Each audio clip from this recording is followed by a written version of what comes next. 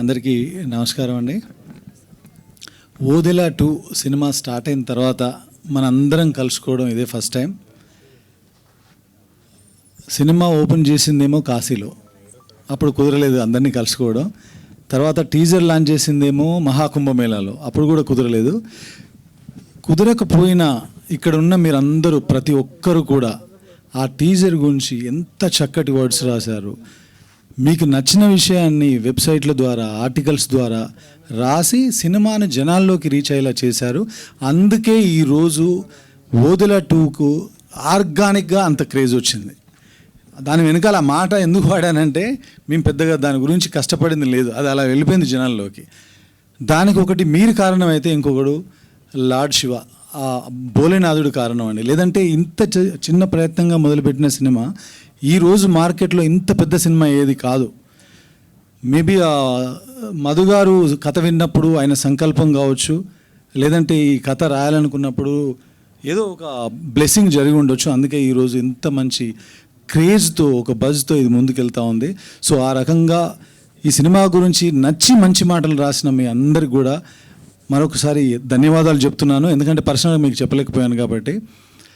ముఖ్యంగా ఈ teaser release అయిన రోజు తనకు నచ్చి నాకు పర్సనల్గా కాల్ చేసి చాలాసేపు మాట్లాడిన తరుణాదర్శి గారు కానీ, ఆయన కాల్ చేసి చాలా అప్రిషియేట్ చేశారు. He appreciated each and every shot of the teaser and he was very excited to watch the teaser. ఆయన చెప్పారు ఒక మాట, I'll be waiting for this release అని. చాలాసేపు మాట్లాడారు. అప్పుడు నేను కరెక్ట్గా కుంభమేళాలోనే ఉన్నాను. అప్పుడు చాలా హ్యాపీగా అనిపించింది. ఎందుకంటే ఆయన చాలా బిజీ షెడ్యూల్ ఉంటుంది, మీ అందరికీ తెలిసిందే కదా. ఆ టైంలో కూడా ఆయన కాసింత టైం తీసుకొని, లేదు ఇప్పుడే మాట్లాడాలి నేను తనతో అని నాకు ఫోన్ చేసి మాట్లాడారు. అదొక మెమరబుల్ మూమెంట్ అనిపించింది. అంటే టీజర్ జనాల్లోకి వెళ్ళింది, నిజంగా వెళ్ళింది. మనం చాలా సినిమాలు చేసాం, అన్నీ వెళ్తూనే ఉంటాయి, కానీ అది వెళ్ళే విధానం కూడా ఒకటి ఉంటుంది కదా. సో ఆ రకంగా నాకు చాలా పాజిటివ్గా అనిపించింది. సో ఆ రకంగా ఈ సినిమాని అలా జనాల్లోకి తీసుకెళ్ళిన మీ అందరికీ మరొక్కసారి ధన్యవాదాలు చెప్పుకుంటూ, నెక్స్ట్ ఏ సినిమా అయినా, ఇప్పుడు ఓదెల సినిమా మేబీ ఇక్కడ ఉన్న వాళ్ళందరికీ ఒక సినిమా అండి, కానీ నాకు మాత్రం ఓదెల సినిమా ఒక ఎమోషన్. ఎందుకంటే మీలో చాలామంది తెలియదు, నేను ఆ ఊర్లో పుట్టి పెరిగాను. ఆ బాగా బ్రాటప్ దేర్. నా చదువు కూడా అక్కడే సాగింది 9th స్టాండర్డ్ వరకు. సో ఏ ఊరైనా ఎవరికైనా సరే మనకు సొంత ఊరు అంటే తల్లి లాంటిది అంటారు. సో తల్లి లాంటి ఒక కథను తీసుకొని ఒక సినిమాని తీస్తున్నప్పుడు దాన్ని మనం ఎంత ప్రేమగా చేయాలి, ఎంత గౌరవంగా చేయాలి, అంతే ప్రేమగా అంతే గౌరవంగా ఈ సినిమాని రాసి తీయడం జరిగిందండి.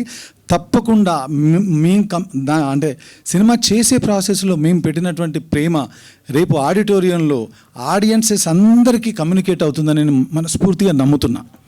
తప్పకుండా అది జరుగుతుంది. ఎందుకంటే మన ఊరు అనగానే మనకు ఒక నాస్టాల్జియా, ఒక ఫీల్ ఉంటుంది. ఆ ఫీల్ సినిమాలో ఉంటుంది. ఏ విలేజ్ అయినా క్షేమంగా ఉండాలన్నా, సంతోషంగా ఉండాలన్నా, ఒక విలేజ్ అనేది తల్లి అంటే ఆ విలేజ్ని కాపాడే తండ్రి, ఆ ఊరిలో ఉన్నటువంటి ఇలవెలుపుగా ఉండే దేవుడి గుడి. పర్టికులర్గా ఓదెల తల్లి అనుకుంటే ఓదెల, ఆ ఊరిలో ఉన్నటువంటి ఓదెల మల్లన్న తండ్రి లాంటి వాడు ఆ ఊరిలో. ఈ సినిమా కథ కూడా క్లుప్తంగా అంతేనండి. ఓదెల విలేజ్లో చిన్న కష్టం వస్తే, ఆ కష్టం పెద్దదవుతే ఆ ఊర్లో ఉన్న ఓదెల మల్లన్న నాగశక్తి, శివశక్తి, నాగసాధు అనే భైరవి క్యారెక్టర్ ద్వారా ఎలా సాల్వ్ చేశాడనేదే కథ. కథ వినడానికి చాలా సింపుల్గా ఉన్న కంటెంట్ కానీ, సినిమాలో ఉన్న స్క్రీన్ ప్లే కానీ, సీక్వెన్సెస్ కానీ అన్నీ కూడా విజువల్గా చాలా స్పెక్టికల్గా ఉంటాయి. దానికి మెయిన్ కారణం మళ్ళీ నా ఇద్దరు, ఒక ఆయన 10 ఏళ్ల స్నేహితుడు, ఈ మధ్యనే ఒక 10 నెలల నుంచి స్నేహం కలిగినటువంటి అజనీష్ లోక్నాథ్ గారు.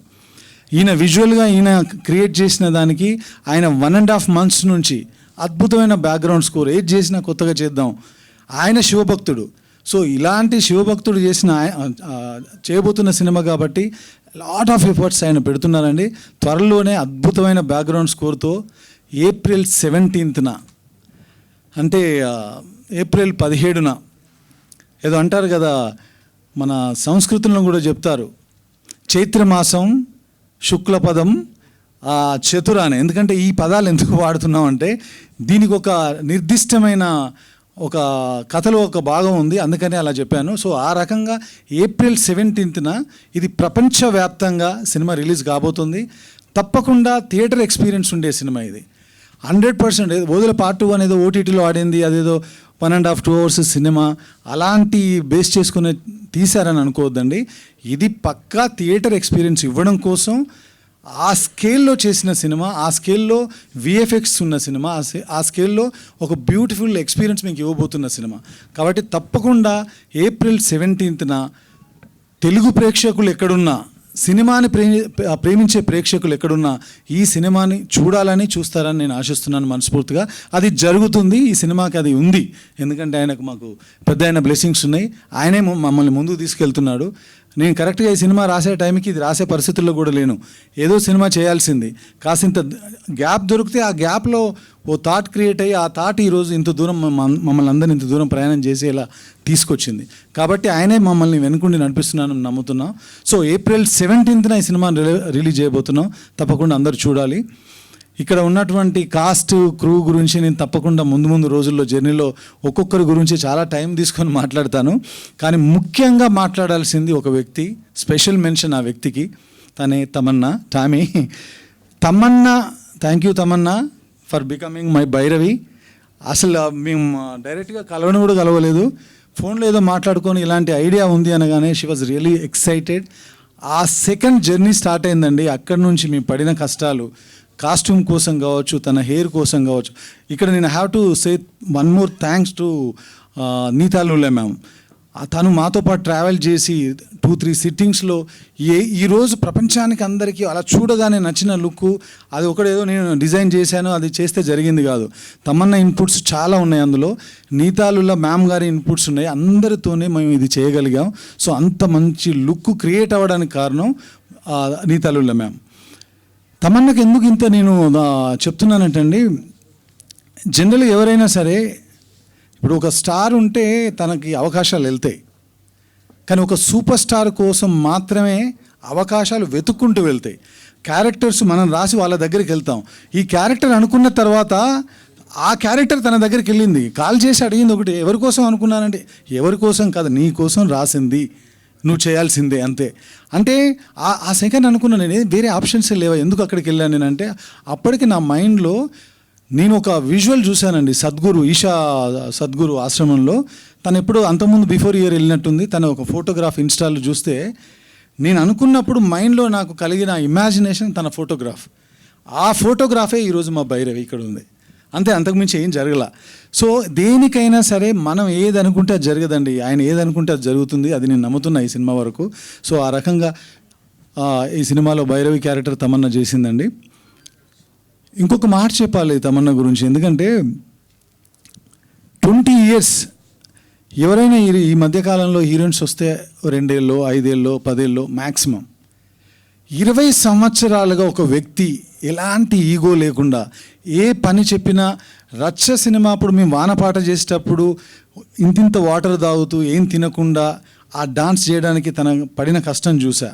జ్వాలారెడ్డిలో ఒక డ్యాన్స్ నెంబర్ చేసేటప్పుడు ఆవిడ పడిన కష్టం చూసా.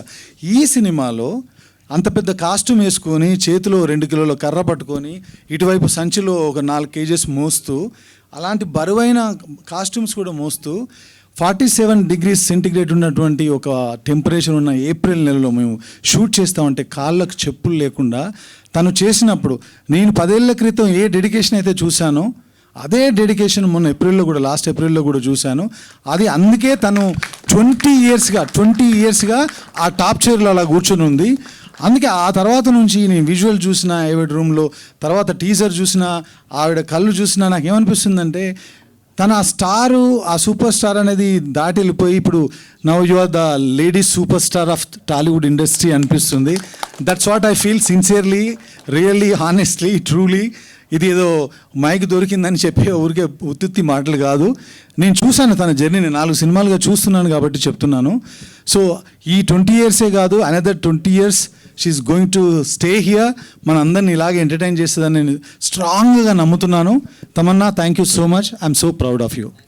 That's what I can say. ఇంతకంటే చెప్పేది ఏం లేదు. ముందు ఇంకా చాలా ఉంది. ఇక్కడ ఉన్న వాళ్ళందరి గురించి మాట్లాడాలి. ఆల్రెడీ మీరు 3-4 ప్రెస్ మీట్లు చేసి వచ్చారు. మీ టైం ఎక్కువ తీసుకోను, నెక్స్ట్ టైం తీసుకుంటాను. Thank you so much. Her her Mahadev.